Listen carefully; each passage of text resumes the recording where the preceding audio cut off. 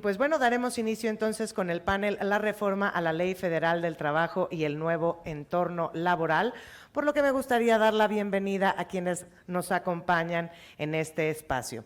Se encuentra con nosotros la ingeniera Blanca Correal Sarmiento, consultora internacional en transformación laboral y organizacional. Bienvenida.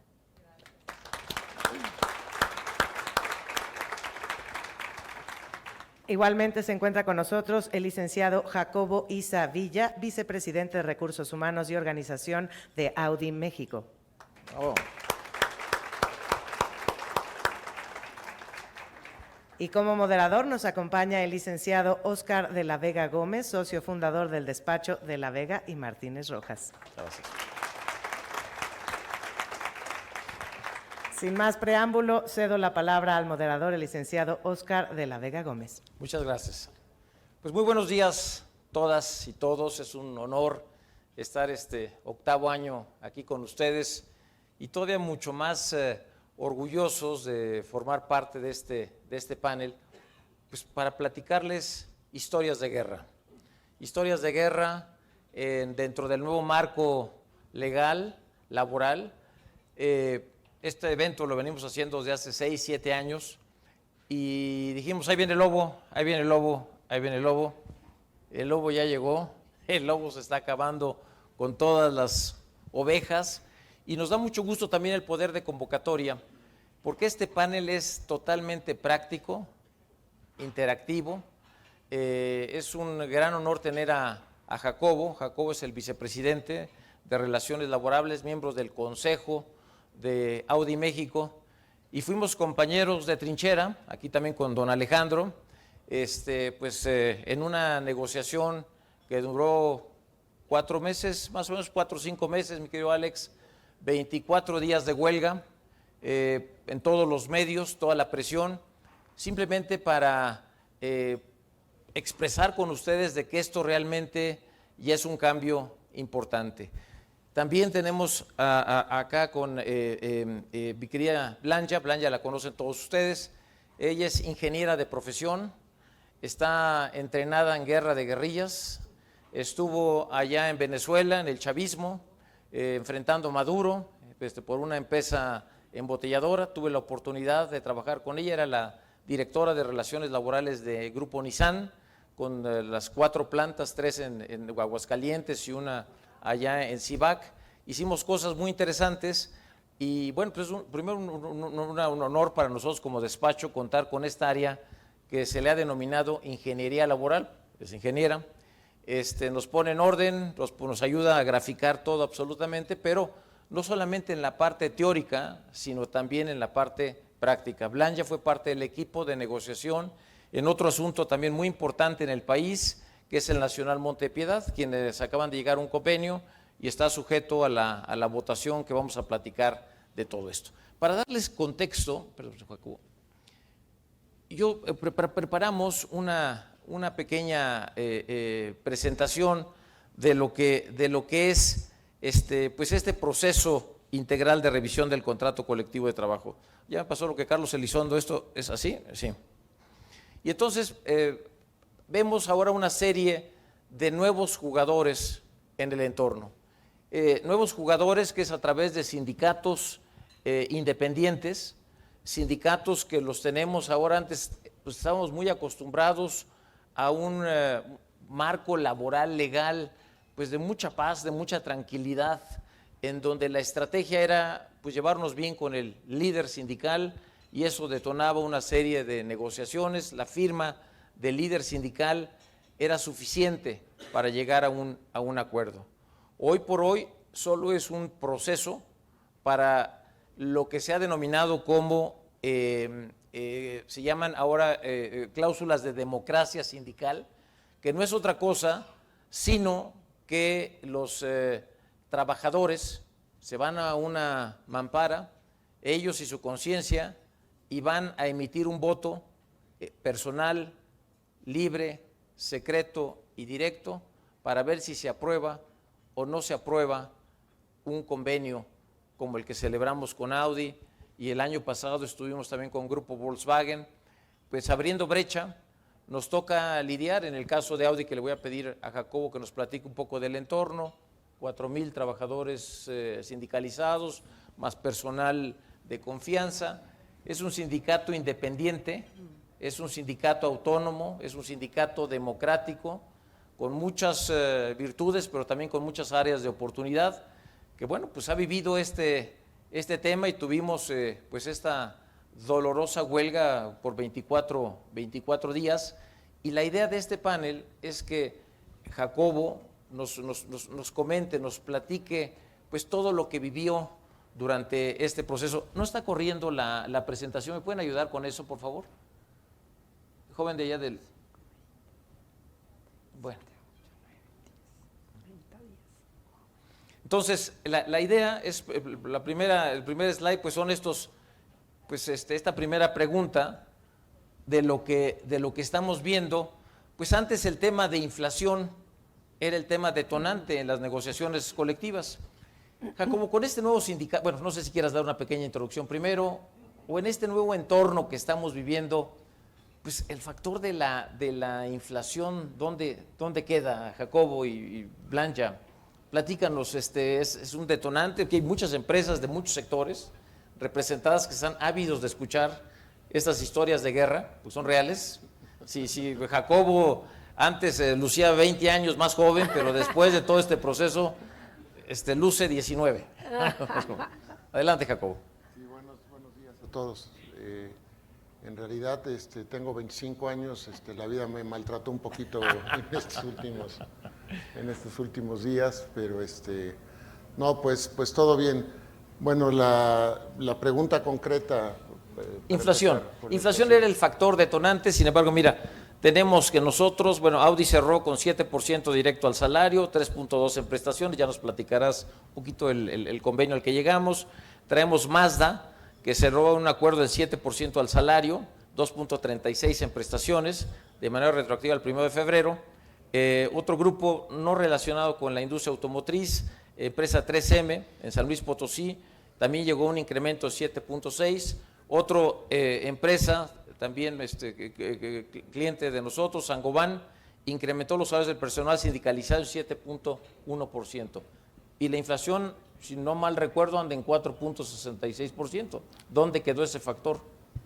Quisiera yo contestarte, Oscar, haciendo referencia a una nota que salió en El Economista hace 3 o 4 semanas, diciendo que el año pasado fueron los aumentos salariales y contractuales más altos en este país durante los últimos 20 años, Entonces, pues la inflación queda mucho del lado de las empresas, especialmente de las áreas de finanzas, porque pues de ahí ustedes todos lo saben, salen los budgets para todos nosotros, entonces te dicen, bueno, pues tienes inflación más tanto o la cosa está muy apretada, no vamos a poder dar ni siquiera inflación, dependiendo cuál sea el caso, pero no se está reflejando en los acuerdos, por lo menos el año pasado no lo fue, los aumentos están súper arriba de la inflación. En la industria automotriz, la última vez que lo monitoreamos, estaban casi 4 puntos arriba de inflación, y si la inflación es 4, estábamos casi al doble, ¿no? Entonces, pues la inflación quedó del lado de las empresas, no del lado de los acuerdos, desgraciadamente. Y si me dejas complementar, no sé si ahí se escucha, gracias. Es una realidad que ya los sindicatos comprendieron, que quienes los mantienen sentados en sus mesas o en sus comités ejecutivos son los trabajadores. Todavía estamos en ese proceso, yo creo que todavía falta película por ver. Y un poco la tendencia que vimos el año pasado, cerramos las revisiones del 2023 arriba de los 2 dígitos, estuvimos arriba del 11%, sectores como el sector automotriz, como bien lo comenta Jacobo y Oscar, estuvo arriba del 11.3%, sectores maquiladores llegaron a tener incrementos salariales del 18%. ¿Qué es interesante ver en la tendencia? ¿Se acuerdan ustedes que más o menos por los meses de septiembre, octubre, se abren estos foros de discusión de la reducción de la jornada? Vemos ahí un cambio en la tendencia donde vemos que realmente se empieza a trabajar este tema como una moneda de cambio, baja un poco la inflación, porque además traíamos un antecedente muy importante. El 2022 crece la inflación de manera pues muy acelerada, como todos ustedes lo saben, y las negociaciones no alcanzan a llegar a ese número. Entonces, ¿qué sucedió?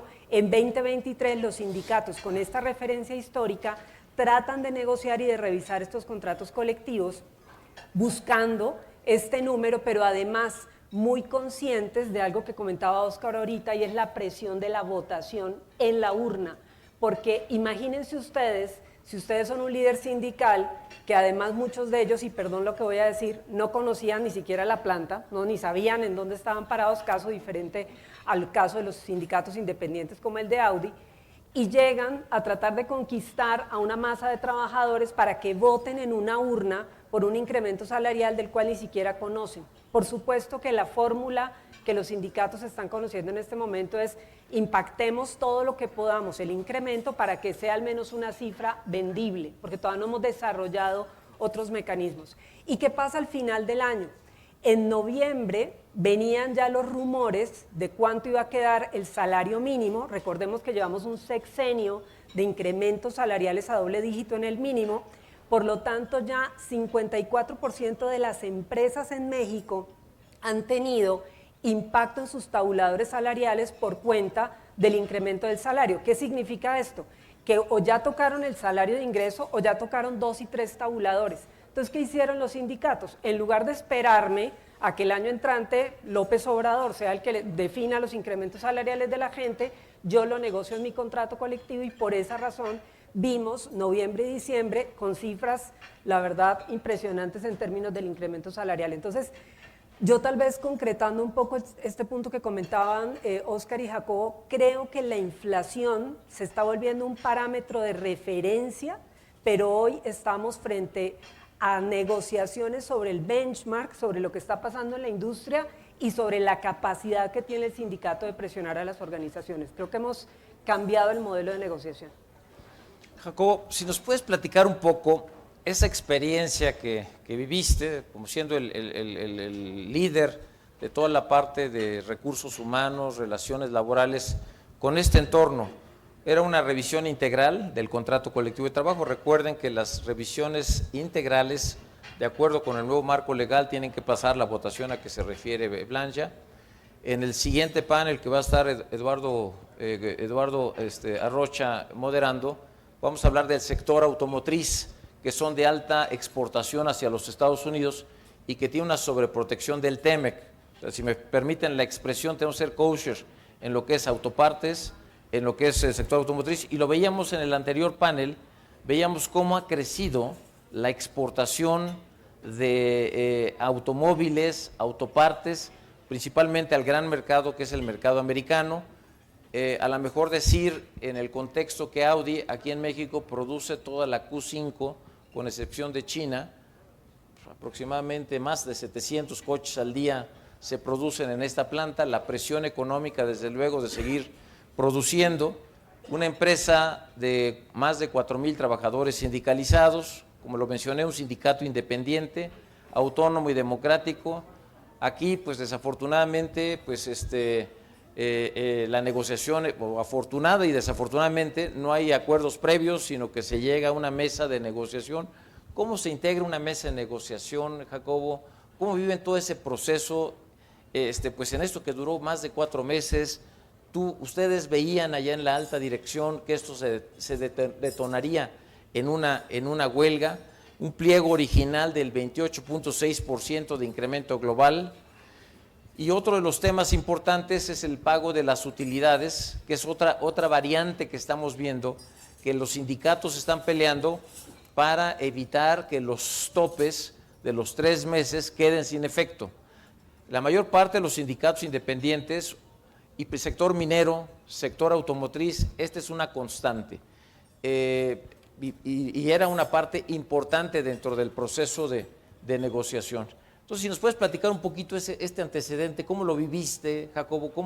¿Cómo veías venir este toro de 600 kilos, enojado y tratando de embestir a todo lo que da? Bueno, yo prefiero compartirles nuestras reflexiones post la revisión, porque como lo veíamos y como sucedió, nos lleva a lugares completamente diferentes, ¿no? ¿Qué es lo que hemos analizado nosotros? Blanca ya nos estaba comentando los cambios y el deseo de los sindicatos por llevarle algo bueno a la gente, porque finalmente la gente es la que lo va a tener que votar. Desgraciadamente, lo que nos hemos dado cuenta es que no todos los sindicatos están realizando cambios para manejar el tema de las expectativas con la gente. Entonces, en el caso de nuestro sindicato, y muy de la mano de un sindicato hermano del cual aprendieron las formas para empezar las negociaciones, pues primero vamos a hacer unas asambleas entre todos los trabajadores en las 4 divisiones que tenemos, o sea, más o menos 1000 personas por cada una de estas asambleas, y vamos a preguntarles cuánto quieren que sea su aumento para este año a los trabajadores. Entonces, si ustedes les pregunto, oigan, ¿les parece bien que su empresa les dé el 50% de aumento para el próximo año? Por favor, levántenme la mano el que esté en contra de eso. Pues nadie, ¿no?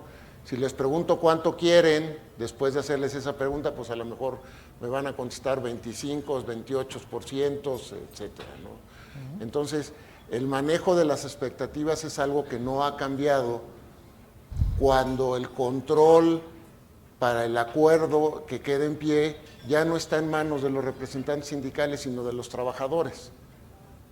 Entonces, hay un tema primero que los sindicatos, sobre todo los que realmente están ejerciendo la democracia, tienen que empezar a desarrollar, que es educar a la gente.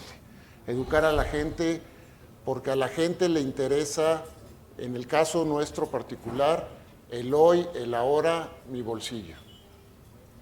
¿Qué es lo que suceda? ¿Cuáles son las consecuencias de tener un aumento de 10, de 15, de 20%? I don't care. Porque pues eso está del lado de ustedes, porque ustedes son los representantes de la empresa y nosotros pedimos y ustedes dan. Ese modelo ya no funciona. No nos funcionó a nosotros,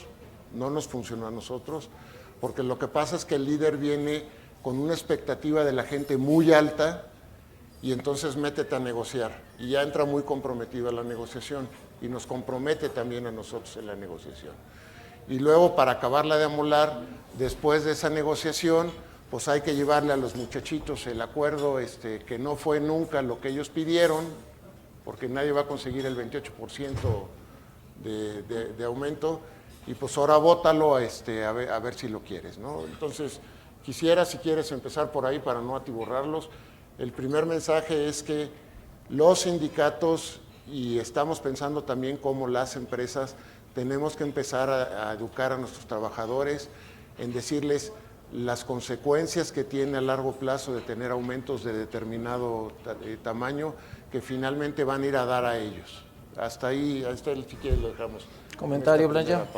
Yo agregaría en esa línea, y coincido contigo, yo creo que a mí algo que me enseñó un líder sindical muy viejo es que es mejor ofrecer 7 y conseguir 6.5 que ofrecer 25 y conseguir 6.5, ¿no? Porque sin duda alguna creo que la expectativa de la gente cambia. Pero hoy, y por ejemplo en el caso del monte, nosotros tenemos tal vez un desafío también interesante, porque se trata de la reestructura de uno de los contratos colectivos más antiguos de México. Estamos hablando de la institución financiera más antigua de América, con uno de los contratos que trae, para darles una idea, y esto lo puedo comentar porque es público, ha salido en medios de comunicación, un aguinaldo de 105 días, una jubilación 100% de monte, vitalicia, tanto para el trabajador como para sus sobrevivientes, aparte del pago del servicio médico también completo, y encima de todo, pues el monte paga el seguro social de la gente. Entonces, imagínense ustedes qué empresa, qué organización pudiera mantener este ritmo de incremento del costo laboral.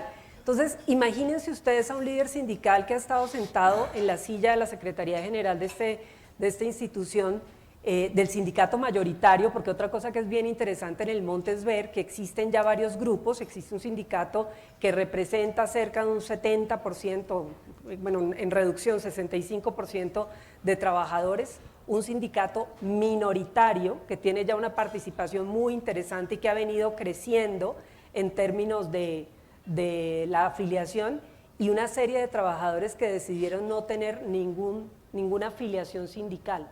Estamos hablando ya de la libertad de asociación en todo su esplendor. Y este contrato, pues un contrato insostenible, como se imaginan ustedes, y regresando al punto de Jacobo con el tema de las expectativas, imagínense ustedes el tener tú como secretario general, y creo que también ahí hay un rol interesante de nosotros las empresas en estos procesos, entender un poquito el discurso de este secretario general, que se tiene que parar frente a la gente y decirle, no solamente no hay incremento salarial, sino que vamos a tener que reestructurar los beneficios del contrato. Sin duda complicado. Esta negociación pues está en curso, por esa razón pues no puedo revelar tantos detalles. Este jueves 14 va a ser la votación del convenio, esperemos a ver qué sucede, porque regresando un poco al punto de Audi, en el caso de Audi pues también tuvieron ustedes 3 votaciones, ¿no, Jacobo? Dos oficiales, sí. 2 oficiales y una extraoficial, sí. 3 votaciones. Al final. De acuerdo. Oye, Jacobo, hay muchas empresas acá que están iniciando en algunos procesos de revisión integral con sindicatos, a lo mejor no independientes, pero sí ya con mucho más vida sindical. ¿Cómo integran una mesa de negociación? ¿Qué aspectos toman? Ustedes le denominan la TARIF, que es la encargada de llegar a este proceso. ¿Cómo seleccionan cómo integran ese proceso? ¿Cómo trabaja un comité por parte de la empresa o cómo debería de trabajar? Bueno, nosotros siempre hemos querido tener diferentes representantes de las áreas representativas en este proceso. Algo que para mí es muy importante es que las decisiones que nosotros tomamos en materia de revisiones y resultados de las revisiones no son decisiones de una sola persona. No son decisiones ni de su servidor, ni del jefe de las relaciones laborales, Alejandro Valderas, sino son decisiones colegiadas. Entonces, con esa misma visión empezamos integrando lo que es nuestra comisión tarifaria, así sería la que va a negociar el tabulador. Entonces tenemos como líder de la comisión revisora, tenemos al director de relaciones laborales, que es Alejandro Valderas, repito.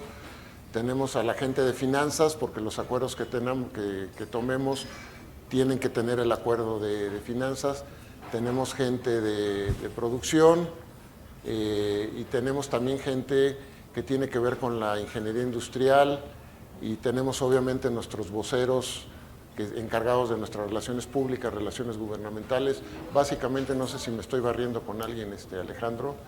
Ese es básicamente, entonces, traemos los puntos de vista en las discusiones y en las decisiones de las áreas más representativas. Sí, se te olvidó uno, tu abogado asesor laboral.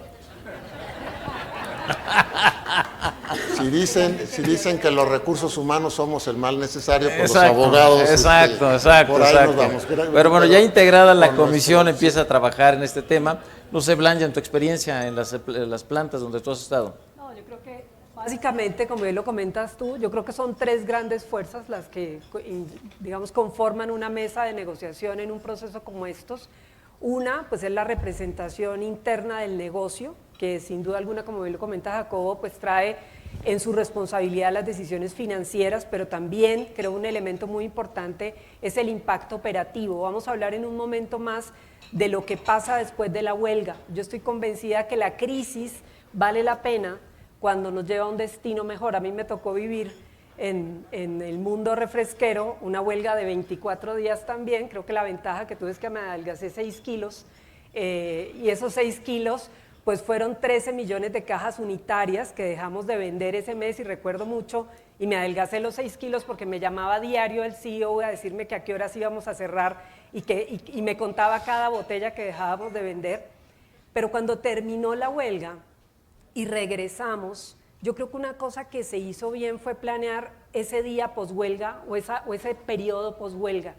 Y ese año recuerdo que fueron, y no se me va a olvidar porque las cifras además me las repasaron así todos los días, vendimos 52 millones de cajas más en una operación que más o menos, para darles una idea a ustedes, vendía 25 millones de cajas unitarias por mes. Es decir, después de la huelga recuperamos 2 meses de venta, precisamente porque yo creo que todo conflicto tiene una oportunidad de volverse una cosa positiva. A nadie le gusta la huelga, yo creo que la huelga sin duda alguna es un elemento súper negativo del cual perdemos todos, porque como todo conflicto en las relaciones humanas, pues deja cicatrices, deja impactos negativos.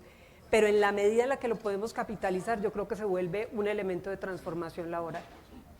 Jacobo, viene ese proceso, hay un emplazamiento a huelga, las peticiones muy altas de parte del sindicato.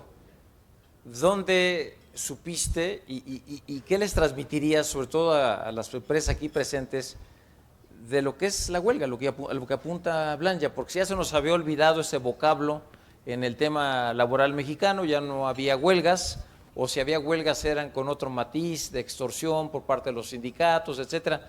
Pero pues hoy es la gente realmente la que toma esa determinación de ir a la huelga.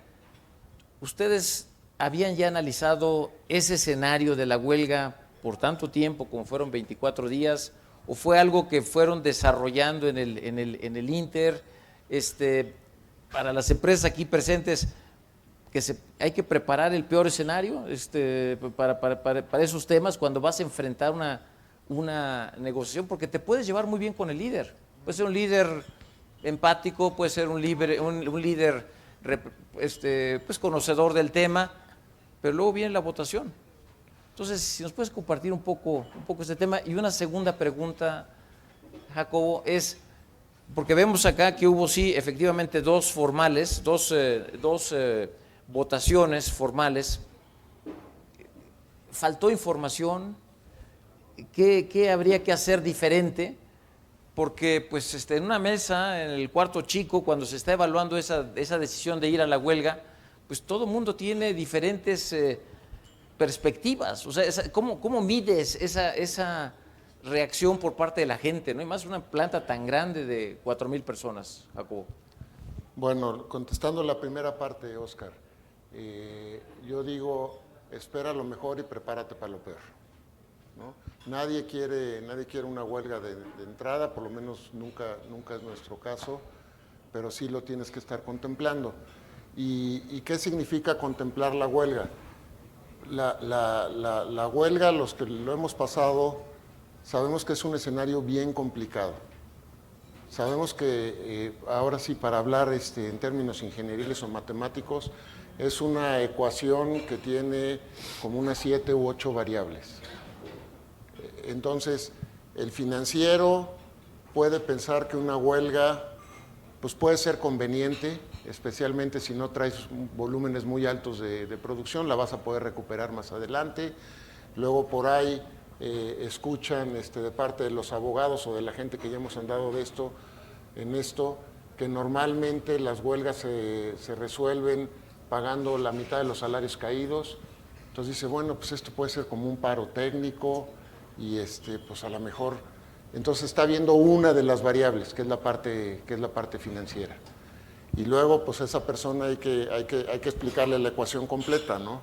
Si te vas a la huelga, pues los primeros que te van a empezar a apretar, pues son los dueños del balón. En este caso, te contaban a ti las cajitas de refresco.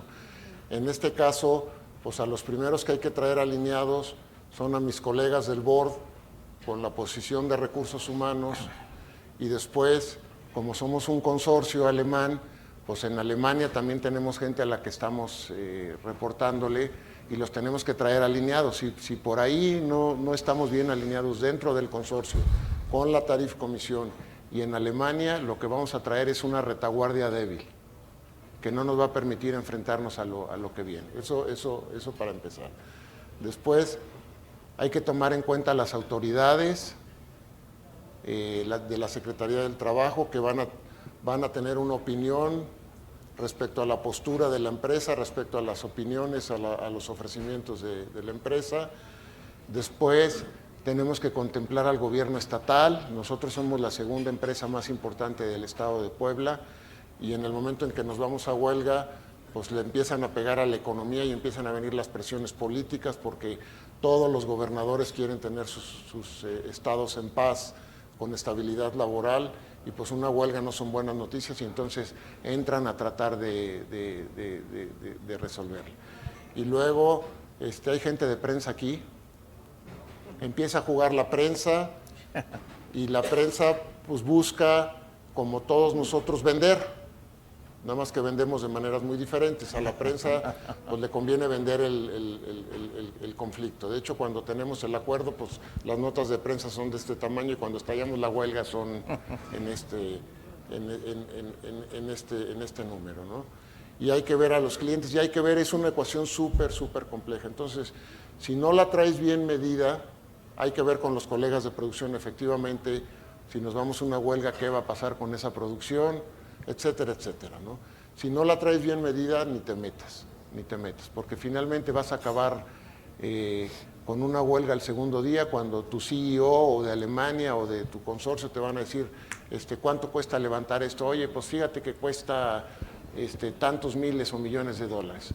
Pues ¿sabes qué? Dáselos, porque la huelga esta de 2 días ya me costó el doble que eso, y vámonos, ¿no? Y entonces pierdes toda tu cara. En el caso de nosotros, la verdad es que sí traíamos medida toda la ecuación. La única parte que no traíamos bien medida, y lo quiero decir muy abiertamente porque estamos aquí entre colegas, fue la gente. No pensamos que la gente nos fuera a aguantar una huelga de 26 días, no fueron 24, fueron 26 días, y dejar de cobrar 4 semanas. Y nuestra gente la aguantó. Entonces descubrimos que también hay que traer muy bien mapeada a la gente, porque suponíamos una realidad diferente de nuestros muchachos. Permítanme platicarles que en la compañía hay mucha gente joven, hay mucha gente soltera o casada sin hijos o tienen su pareja. Entonces cuando les empieza a apretar el zapato, pues dejan la casa y ¿a dónde creen que se regresan? A la casa de los papás. Y te aguantan 3 o 4 semanas de huelga con los papás. Entonces, bueno, ese elemento no lo medimos bien, no pensamos que la huelga fuera a durar tanto ni que fuera a ser aguantada tanto tiempo por los trabajadores. Entonces, una de las variables nos vino a poner el traste con el plan que traíamos para el resto de las otras. Y esto va de la mano con, yo creo que pues, esto está cambiando a velocidad luz. Entonces los sindicatos están siendo también más sofisticados. Ya vieron que un tema de huelga puede durar 24 días, 25 días, etcétera. Necesitan fondos de solidaridad. Los fondos de solidaridad tradicionalmente estaban olvidados porque, repito, no había huelgas. Pero hoy por hoy sí vemos influencia importante, incluso los sindicatos americanos, en este sector automotriz y autopartero, con posibilidades de financiar. Y esto va de la mano con una pregunta que aquí mencionan, de pues estas alianzas internacionales sindicales, así como nosotros estamos en L&E Global, los sindicatos también tienen sus alianzas internacionales. Y durante el proceso de huelga, ¿percibiste ese apoyo de los sindicatos americanos o tratando de meterse, o americanos o en general, internacionales, Jacobo? Sí, el tema de la sindicalización se globaliza también, aunque formalmente no formes parte de alguna asociación internacional, como es su caso. Sí se da la solidaridad. Hubo cartas de la UAW, hubo cartas de un montón de asociaciones en México, más a nivel discursivo, quiero decirlo, que a nivel material, aunque después sí vinieron una donación de despensas, etcétera, después de terminada la huelga. Y yo creo que en ese sentido fuimos afortunados, porque me parece que esa es otra de las nuevas variables que se incorpora a esta ecuación, porque efectivamente sabemos, Oscar, lo hemos comentado, que la UAW tiene fondos que está preparando de millones de dólares, millonarios en dólares, para apoyar a las empresas, a los sindicatos mexicanos que vayan a huelga, porque es muy conveniente. O sea, la industria automotriz particularmente se ha venido estableciendo en México por los tratados comerciales, por las ventajas del nearshoring, que es el tema de este foro, en México. Pero muchas de ellas pudieran haberse establecido dentro de los Estados Unidos. Y la tirada desde la renegociación del Telecan en su momento, con la presión que puso Trump, es vuelvan menos atractivo a México para que esas empresas regresen o se vayan a Estados Unidos, porque algunas ni siquiera hemos pisado los Estados Unidos, ¿no? Entonces, otro elemento que hay que tener en cuenta, yo creo que ese apoyo se va a materializar de una manera concreta en el futuro, especialmente para ciertos sectores emblemáticos. Ya hemos tenido el caso de General Motors Silao, que tú lo conoces mejor que yo, pero con fuerte influencia del lado norteamericano. El siguiente panel va a estar, no sé si ande por acá, nuestro querido amigo Pablo Franco, que es abogado que representa sindicatos y particularmente él ha estado en contacto con los sindicatos americanos, tienen una alianza internacional. Entonces, algo que no debe de espantarnos, sino es una realidad con la que estamos viviendo hoy en día y hay que prepararnos, como decía Jacobo, o sea, ojalá no pase, pero si pasa tengo que estar listo, porque levantar una huelga a las 12 horas o al día a las 24 horas y estar cediendo todo lo que pretende ese 28% del sindicato. Por aquí anda Enrique también, el año pasado tuvimos la negociación de Panasonic. La negociación de Panasonic con Susana Prieto, no sé si le invitaron ahora el día de hoy, pues Susana que quería modificar el contrato, eran 4 de la mañana, iba a estallar esto a las 6 de la mañana, no cedía, pero el precedente era terrible. Entonces muchas veces no es que uno quiera la huelga, pero tiene uno que estar preparado para la huelga, porque no puedes ceder, aun cuando económicamente pudieras, el detonante y el precedente se vuelve gravísimo. Y en ese asunto de Panasonic, a las 6 de la mañana, negociamos muy rápido, pues porque nos llevaron hasta el límite para que nosotros cediéramos. Sin embargo, cuando ya vio la postura sólida, y ahorita entramos al tema de comunicación, la comunicación con la gente, que eso es un tema toral, se pudo llegar a un acuerdo, se mantuvo el mismo contrato colectivo, no se modificó y se subió algún porcentaje importante en salarios, pero nada del otro mundo o que pudiera la empresa no enfrentar. ¿No tengas algún comentario ahí, Blanca? Yo solamente agregaría que creo que en las huelgas la negociación más difícil no necesariamente es con el sindicato. Sin duda alguna esa es muy compleja, pero yo siento que a veces la negociación interna es la más complicada y Jacobo mencionaba un punto que a mí me parece fundamental y es que realmente cuando entramos en un proceso de paralización de labores y de presión en una negociación, la empresa tiene que estar muy clara del papel que va a jugar, porque lo peor que nos puede pasar es que se nos regresen y que debemos un revés, porque el precedente, como bien lo decía Oscar, que generamos es complicadísimo. Pero por el otro lado, lo que también hemos aprendido en estos procesos es que el trabajador no entiende la huelga, por eso no necesariamente la quiere, pero no la entiende. Ellos se imaginan así como los hijos de uno cuando tenían 6 años, que le decían, no, pues ve al cajero electrónico y saca dinero. No, pues sí, pero ¿quién alimenta el dinero? El cajero. Eso a veces los trabajadores no entienden que presionar a la empresa desde esta perspectiva, pues le quita, y como bien decías tú, Jacobo, impacto en términos de clientes, confianza en términos de la comunidad inversionista, etcétera, etcétera. Y creo que un punto final en ese sentido, y ahorita para conectar con la comunicación, tiene que ver con, para mí la huelga tiene un efecto, pues la verdad es que muy curioso, porque de todas maneras terminas negociando. O sea, lo que termina pasando es que de todas maneras tienes que llegar a un acuerdo, porque la única manera de levantar la huelga es a través de un acuerdo, solamente que sufriste todos los impactos y todos los raspones para llegar al mismo punto. Entonces creo que sí vamos a venir, y creo que ahí es donde nos tenemos que preparar, vamos a tener unos cuantos años de raspones y porrazos en México mientras los trabajadores entienden y los educamos que este mecanismo de presión no es el más efectivo, tema que desafortunadamente a veces en la comunicación la vemos, pues porque cuando el líder sindical se envalentona y se para y les dice, vamos a parar y vámonos a la huelga y sí podemos y no sé qué más, la gente ahí empieza a hervirle sus hormonas de protesta y resulta que terminamos en un proceso en el que 2 semanas después los mismos trabajadores empiezan a dar cuenta que no era necesariamente el camino que querían llevar. Entonces, yo sí creo, y tal vez aquí me adelantaría un punto, necesitamos preparar a los trabajadores para este proceso. Yo creo que tomar los casos de Audi, lo que está viviendo el Monte y muchas otras huelgas que estamos viendo hoy, veíamos las cifras del Centro Federal, la cantidad de emplazamientos a huelga este año, el año 23, perdón, creció significativamente contra los años anteriores, porque también al sindicato no le queda otro camino. O sea, el sindicato hoy, jurídicamente, y no me voy a meter en el tema jurídico, pues no le queda otra herramienta más que emplazarte a huelga para tener un destino claro de la negociación, una presión clara en la revisión. Pero yo creo que eso es un poco consecuencia de lo que estamos construyendo, de lo que está cambiando en México. Y yo creo que compartir con ustedes, desde el punto de vista legal, que es otra parte de lo que nosotros nos dedicamos, ¿qué sucede?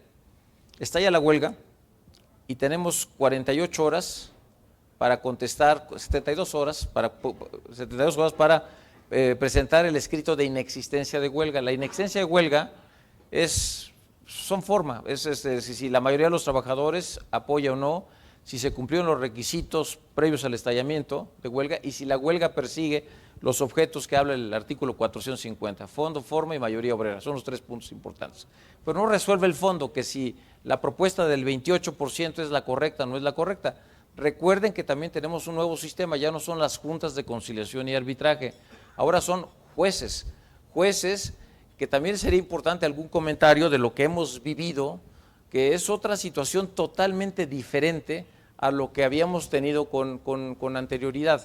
En el proceso de Audi, en el proceso Volkswagen, han jugado una parte muy importante los jueces, que tienen otro concepto que le llaman supremacía de la realidad, hasta dónde las empresas tienen la capacidad económica o no de poder acceder a las peticiones de los trabajadores. Entonces, ese es otro detonante. Además de las autoridades laborales, están los jueces, quienes tienen que decir, en el caso y bueno, para concluir el marco legal, después de que se resuelve la inexistencia, tendríamos que esperar 60 días para plantear un procedimiento que es de imputabilidad de la huelga, para poder decir si el 28.4% que nos estaban pidiendo es o no correcto de acuerdo a la situación económica de la empresa. Una empresa de este calibre, o cualquiera de las aquí presentes, después de 60 días de huelga, pues ya son puros cacharros, ya perdieron un montón de contratos, ya el corporativo corrió a todo el mundo, incluyendo al abogado, para efecto de por no poder levantar la huelga. Sin embargo, yo los invito a reflexionar, tenemos que pensar fuera de la caja, y dentro de este pensar fuera de la caja, chequen por ahí el artículo que Eduardo no me va a dejar mentir, el 469, fracción tercera, que habla sobre medios alternativos de solución de conflictos. ¿Por qué no insertar una cláusula de arbitraje privada? Está en la ley, para que una vez que estalle la huelga, a los 5 días, a los 10 días, poder entrar en ese proceso. Sobre todo cuando estamos en paz con el sindicato actual que ustedes tienen, pues tener esa cobertura adicional, porque el sistema legal de huelga está oxidado. No había huelgas, pero hoy por hoy, cuando enfrentamos una huelga real de la gente que está empujando, Nacional Montepiedad, las herramientas jurídicas son muy limitadas. Entonces tenemos que empezar a rascarle por dónde podríamos empujar hacia medios alternativos de solución de conflictos. No sé si ahí quisiera hacer un comentario, mi querido Jacobo. Yo quiero irme por otro lado, ya que estamos hablando del marco legal. Ojo con las votaciones. Las votaciones se ganan en la aprobación del acuerdo con el 50+1 de los votantes, no, de su plantilla. Eso significa que si el 50% de sus trabajadores fueran a votar y todos votaran a favor, les iba a faltar un voto. Correcto. Yo no sé, tengo algunas teorías de dónde salió esta reglamentación, pero si votáramos así por nuestras autoridades, nunca tendríamos un ganador. O sea, yo no sé por qué lo hicieron de esa manera. En nuestro caso, la votación para el acuerdo final quedó 2-1, 2,000 votos contra 1,000, en contra, 2,000 a favor, pero todos los votos que no, y 800 trabajadores no fueron a votar, más o menos. Todos los trabajadores que no votan les cuentan en contra. Entonces, cuando lo sumamos al total, la votación la ganamos por 53%, o sea, por 120 trabajadores. 120 trabajadores, si no nos hubiéramos echado por lo menos otra semanita en huelga o veto a saber qué cosa. Cuando la votación oficial la ganamos 2-1. Entonces, aguas también con eso. Jacobo Blanja, otro factor, pues hay que conectarse con la gente. Y vimos algo en las noticias, Jacobo, de que el CEO de Audi hizo algo que es un parteaguas a nivel nacional, porque se comunicaba directamente con la base de trabajadores a través de unos audios. ¿Crees que ha habido un impacto positivo? ¿Crees que ayudó? ¿O se hubiera hecho de manera diferente? Yo creo a la luz de estas reflexiones que les dije, que hemos hecho después de estas lecciones aprendidas, que debimos haber empezado antes este proceso. Nosotros el proceso de información con la gente lo empezamos en octubre, les dijimos que teníamos 3 años complicados, cosa que es cierto delante de nosotros, por diferentes razones, con no los niveles óptimos de producción, y pensamos que habían registrado el mensaje. Después nos dimos cuenta que ese mensaje les anduvo valiendo.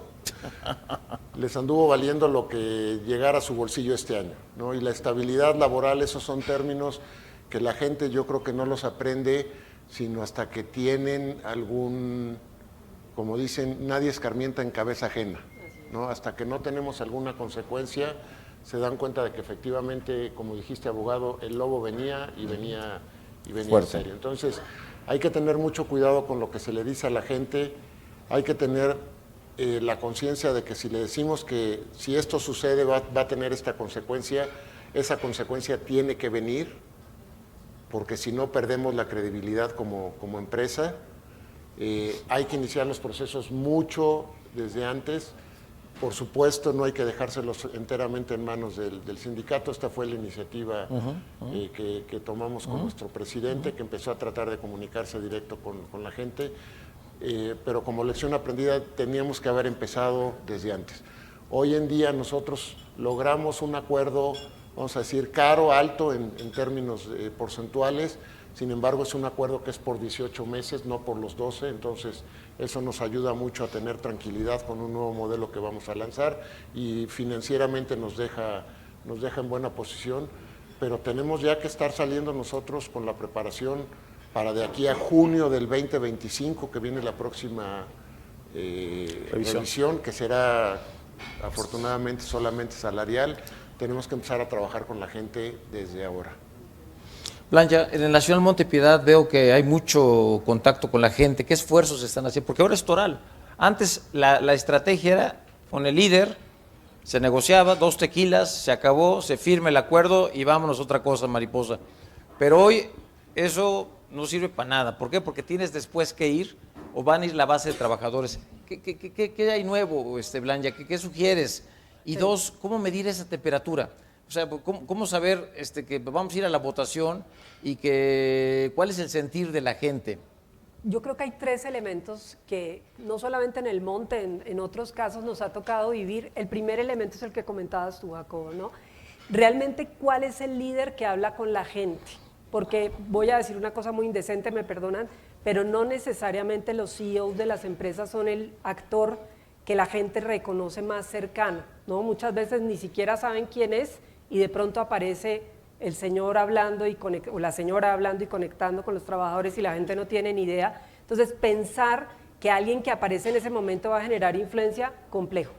Segundo elemento, yo creo que el punto para mí central de toda la estrategia de comunicación que hemos traído, no solamente en el caso del Monte, en otros clientes, en otras compañías, es el mando medio. El supervisor juega en esto un papel fundamental, y perdonen otra cosa que voy a decir, yo digo cosas muy indecentes, pero que nos hemos dado cuenta que no necesariamente el supervisor está alineado con la empresa, no necesariamente los mensajes que le pedimos a ese supervisor que le lleve a la gente son los mensajes que transmite en el volumen y tono que necesitamos que transmita. ¿Por qué? Porque además él es el señor o señora que prende y apaga la luz de la planta, pero que no recibe horas extras. Entonces le estamos diciendo que la empresa tiene una gran presión, que tenemos una cantidad de situaciones muy complicadas, pero el señor no se siente atendido. Entonces tenemos una fuerza, la verdad es que el mando medio al final y los mandos medios en general, son personas que se pueden convertir en una fuerza muy importante, porque además están muy cercanos a la base trabajadora, pero no necesariamente, y ahí coincido totalmente con Jacobo, los hemos preparado previamente para que jueguen ese papel, pero sobre todo y más allá de que tengan herramientas, para que sientan ganas de jugar ese papel, ¿no? Pues porque les decimos que hablen a favor de la compañía.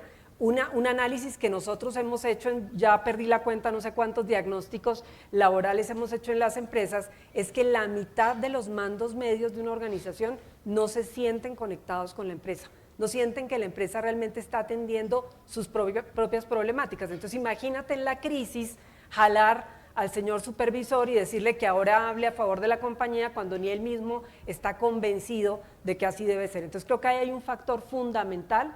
en términos de cómo conectamos con la persona que finalmente va a conectar con nuestra base. Y el tercer elemento, la conversación ya no está en los pasillos de la planta, la conversación es digital. Sabemos que nuestros trabajadores, 70% son millennials, centennials, que se comunican a través de las redes sociales. ¿Qué tanto nosotros podemos medir? Y ahí viene la temperatura, la toma de la temperatura, el nivel de conversación y el nivel de inclinación que tienen a la votación. Creo que sería muy difícil decir que podemos, así como Carlos nos mostraba esta mañana las encuestas electorales, creo que en el caso de las elecciones sindicales es muy difícil predecirlo, porque además tenemos como empresas una prohibición de injerencia, no podemos participar en la influencia del voto, pero eso no quita que sí tenemos una responsabilidad, y ahí de nuevo creo que pecamos como empresas, porque muchas veces por no meternos a la injerencia, lo que hacemos es sacar las manos del proceso de comunicación y entonces ya no queremos comunicar nada. Yo creo que ese es un error fundamental. La empresa también es parte del proceso de acuerdo y nosotros también tenemos argumentos que le tenemos que dar a la gente. Es más, yo creo que la comunicación que hacemos durante la huelga es muy sensible, porque es un periodo donde la gente está ávida de información. Creo que cuando uno ve cómo se comporta el trabajador en huelga y la familia, que ese es otro elemento muy importante, comunicado que tú sacas, audio que tú mandas, pero se dispersa y se vuelve viral porque la gente está esperando información. Entonces, gran error de las compañías cuando nos quedamos callados y no opinamos. Pero yo diría que son esos tres elementos de estrategia los que deberíamos desarrollar. Sí, es un parteaguas, ¿no? Porque antes, repito, era el líder sindical y se acabó, si acaso hacía una asamblea para comunicar el acuerdo al que se había logrado. Hoy yo creo que la iniciativa no puede quedar también solo en los sindicatos. Muchas veces los sindicatos no tienen ni la infraestructura, no tienen los skills para poder comunicar abiertamente, y hay un derecho que en los Estados Unidos, aquí tenemos nuestros colegas de Jackson Lewis, han desarrollado en los Estados Unidos cuáles son los derechos de la gerencia, del management, para comunicar, los derechos de expresión. Podemos informar perfectamente sin incurrir en un acto de injerencia, podemos participar pues activamente, porque esto de las redes sociales toma tendencia y ya saben ustedes que cuando ya es percepción es realidad. Acá tenemos a nuestro querido colega Juan Carlos Cepeda, por ahí andaba, que hemos hecho una magnífica sinergia en estar monitoreando todos estos procesos que hoy se viven, porque ese es otro elemento, no quiere decir que sean definitivo, una solo, sino es eso, más la percepción de los supervisores, más la percepción de la gerencia, pues para tomar decisiones lo mejor informadas y también poder comunicar a la gente las bondades de los acuerdos, ¿no? En el caso de Volkswagen, de que platicamos el año pasado, un gran diferenciador, porque recuerden que fuimos 3 veces a votación, 3 oficiales las 3. En una no se alcanzó la mayoría requerida y fue negativo. En la segunda se le preguntó, oye, ¿estás de acuerdo con el porcentaje? Pues a quién nos preguntan, que lo decía ya Jacobo, y que estemos de acuerdo, pues no estoy de acuerdo. Y en la tercera se trató de enfocar, y esto fue comentario de la Secretaria del Trabajo, de Luisa María, hablando correctamente, que dice, hay que acotarlo y decir, ¿es esto o huelga? Y entonces la gente cuando ya va a la papeleta y va a resolver, lo piensa ya 2 veces, y fue como pudimos sacar ese otro proceso de Volkswagen, ¿no? No sé ahí, Jacobo, si quieres hacer algún comentario. Bueno, en nuestro caso fue diferente porque nosotros sí fuimos a la huelga y el gran diferenciador de esto, y ahora quiero regresar a nuestro caso, es el tipo de población que tiene esta compañía a la que te referías, que es gente casada, con 2 o 3 hijos, 40 y tantos años, con muchas obligaciones económicas y la piensan para irse a la huelga, que no fue nuestro caso. Nuestro caso está más bien del lado que decía Blanya, de estos millennials, ¿no? ¿Cómo fue nuestro proceso? Nosotros, se los comento muy abiertamente, traíamos un budget de 7.3%, acabamos dando un 10.2% a 18 meses, no a 12 meses. Entonces, cuando nos dimos cuenta de que los trabajadores traían esa firmeza y esa posibilidad de seguir extendiendo la huelga, nos sentamos a negociar con el sindicato. Los trabajadores pidieron, teniendo 2 o 3 datos en la cabeza, uno era lo que habían conseguido los vecinos a los que haces referencia, que habían salido en 8.6 en una revisión salarial, dijeron, bueno, la nuestra es contractual, somos del mismo grupo, pues ¿por qué no pensar en 2 dígitos para nosotros, ¿no? Y creo que más o menos con eso y algún otro par de informaciones fue que dijeron, pues queremos 2 dígitos. Entonces, bueno, al final se llevaron 2 dígitos, se llevaron el 10.2, pintó el 10.2, lo aprobó 2/3 partes de los votantes. Financieramente, les repito, como fuimos capaces de extenderla hasta 18 meses, no nos pega tanto en la parte financiera, inclusive nos da alguna ventaja a futuro. Pero lo interesante aquí es con qué información los trabajadores están pidiendo lo que están pidiendo y el poder que tienen. Es un poco como darle la cartera a tu hijo de 6 años, y no quiero decir que nuestros trabajadores tengan 6 años, pero no tienen la educación financiera, porque pues el chavito te va a empezar a pedir ahí por Amazon el Xbox o no sé ni qué cosas usan ya los chavitos de hoy, y pues si hay que pagar renta, hay que pagar luz, hay que pagar agua, hay que pagar lo que sea, pues tampoco había que pagar eso, oye, pues eso nunca me lo dijeron nada. Entonces yo no quiero juzgar esta ley que nos pusieron, porque ya la tenemos encima y no la van a cambiar. Creo que sí debió haber sido de una manera gradual, igual un poco también con el tema que traemos ahora con la reducción de la jornada laboral.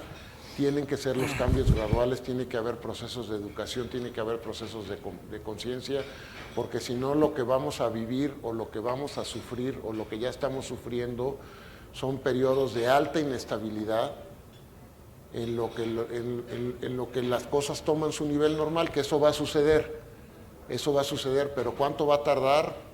No lo sabemos. A nosotros es la primera vez que el efecto de esta reforma nos pega, porque veníamos también negociando multianuales, revisiones multianuales. Hoy nuestros trabajadores no quieren revisiones multianuales porque ya se dieron cuenta que año con año, inclusive llegando a una huelga, pueden sacar aumentos superiores.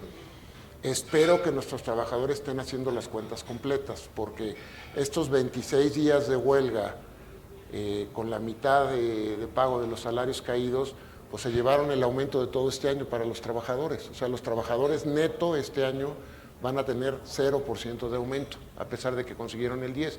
Pues ahí lo empezarán a disfrutar a partir del próximo año. Entonces, en esa parte, por nuestra propia conveniencia, tenemos que ayudarle a los trabajadores a que sepan que están decidiendo, que tengan la realidad muy clara. Y ahora sí, manitos, con esta realidad, con estas consecuencias que conoces, que sabes que te pueden afectar. Estoy de acuerdo contigo, la huelga no es buena para los trabajadores, ni siquiera. Si para las empresas es mala, para los trabajadores tampoco es buena. Ya no les hablo de las referencias que luego empresas que van mucho a huelga tienen los trabajadores para poder conseguir empleo en otros lados. Entonces, hay que acompañar este proceso para beneficio de todos. Esa sería un poquito mi conclusión, mi reflexión, y esto va a tomar un nivel normal, pero ¿cuánto va a tardar? 3 años, 5 años, y pues los que estamos acá somos los que la vamos a sufrir más o menos de acuerdo a cómo nos estemos preparando desde ahorita. Hay una pregunta aquí ya del número, porque estamos casi a punto de terminar el tiempo, desafortunadamente. Se me hace muy interesante, ¿por qué Audi no aceptó el 11% global en noviembre? ¿No hubiera sido mejor que la huelga? Porque no lo queríamos dar. Les acabo de decir cuánto era nuestro presupuesto y salimos nosotros a defender nuestro presupuesto con una inflación del 4.3. Cuando empezamos a negociar dijimos 4.3 más 3 puntos adicionales. Por supuesto que es razonable, por supuesto que lo tenemos que defender. Y bueno, la ecuación esta que teníamos, salvo uno de los factores que ya les platiqué, pues nos daba que estábamos en posición para hacerlo. Al final del día pudimos rescatarlo, pudimos terminar negociando, pero no nos queríamos meter en ese terreno. Nos metimos porque nos tuvimos que meter. Perfecto. Blanca, La poshuelga, la fase más importante en 2 minutos. Pues 3 mensajes claves. Creo que una cosa que hemos aprendido en relaciones laborales, y creo que mi marido también lo ha aprendido conmigo, es que lo que te quieras ahorrar en la crisis, de todas maneras lo vas a gastar después. Esas negociaciones que terminan, y perdónenme de nuevo cosas aquí que voy a decir muy indecentes, las áreas de recursos humanos celebrando porque ahorramos presupuesto en la negociación, para mí eso son un error gigante, porque las relaciones laborales son relaciones de largo plazo, son relaciones humanas. Por eso les digo que después él se entera que lo que no me pagó en su momento, luego yo me lo cobro de otra manera, ¿no? Pero el punto está ahí. Yo creo que en la medida en la que el trabajador y los sindicatos aprendemos juntos con la empresa a tener criterios justos de revisión, donde los números son reales porque hacen sentido para el trabajador, hacen sentido para la organización, yo creo que vamos a construir confianza que nos va a ahorrar, sin duda alguna, huelgas, conflictos y seguramente temas de costo laboral más caro. Segundo elemento muy importante de la poshuelga, todo lo que digas en la huelga será utilizado después a favor o en contra. Insisto, yo creo que necesitamos estrategias de comunicación muy claras durante la huelga, no podemos renunciar y no podemos meternos a huelga de comunicación también nosotros como empresa. Creo que es el momento de tocar a las familias, de tocar a los trabajadores, de informar en las comunidades. Jacobo ahorita decía un tema fundamental que lo estamos viviendo en el monte. La prensa ha jugado un papel fundamental en la negociación. ¿Qué tanto estamos nosotros dirigiendo los esfuerzos de los medios de comunicación? Yo no digo que podamos decirles qué publicar, pero hay mucha información que los medios a veces no tienen y que no la publican y que sí nos ayudarían en este proceso. Y para mí la tercera reflexión es, ese terreno que te ganes durante la huelga, no lo vas a, lo vas a apreciar mucho después. Cuando regresas de la huelga, el primer día, y digo el primer día y me refiero a la primera semana, el primer mes de poshuelga, es como cuando tienes una pelea terrible con tu marido. Si regresas de la pelea y no ha pasado nada, si ninguno de los dos ha generado un cambio en las cosas que queremos que pasen en el día a día, perdimos la huelga y perdimos la crisis. Yo creo que hay que planear el regreso de la huelga, hay que pensar qué cosas necesitamos hacer diferentes, qué reglas vamos a poner diferentes para que las personas, pues porque finalmente ya nos peleamos, ya que es lo peor que nos puede pasar, obviamente sin querer romper ahí la relación, pero a lo que voy es, regresar de la huelga puede ser un nuevo comienzo. Y finalmente, yo sí creo, y sé que a veces uno termina súper cansado de todos estos procesos, pero yo creo que uno empieza a preparar la siguiente negociación el día que firma la anterior, porque ese día es el día que empiezas tú a definir qué prácticas operativas tienes que cambiar, quiénes son los que de verdad juegan un papel importante en la comunicación. Entonces, como bien decías tú, Jacobo, yo creo que necesitamos empezar a planear, así sean a 18 meses, 12 meses, 24 meses, o si logramos una multianual, el siguiente proceso de revisión empieza desde el día en que firmamos la anterior. Muy bien, pues se nos acaba el tema y el tiempo, perdón. Hay algunas preguntas por aquí todavía pendientes, pero pues en aras de respeto al siguiente panel, nada más que me queda más que agradecer, Jacobo, tu presencia, Blanca, muchas gracias por compartir tus reflexiones y la apertura que hay con Jacobo y aquí con Alejandro y con el equipo de Audi, agradecerles enormemente que nos permitan comunicar, que nos permitan ventilar pues en estos foros la experiencia que realmente costó sangre, sudor y lágrimas, literal, el haber llegado a un acuerdo y pues seguir con una exitosa empresa que es Audi de México en el país. Muchas felicidades, muchas gracias a todos ustedes y gracias. Agradecemos a nuestros panelistas y a nuestro moderador y les hacemos entrega de un reconocimiento y un presente por su excelente participación en esta mañana. Nos regalan una fotografía con sus reconocimientos.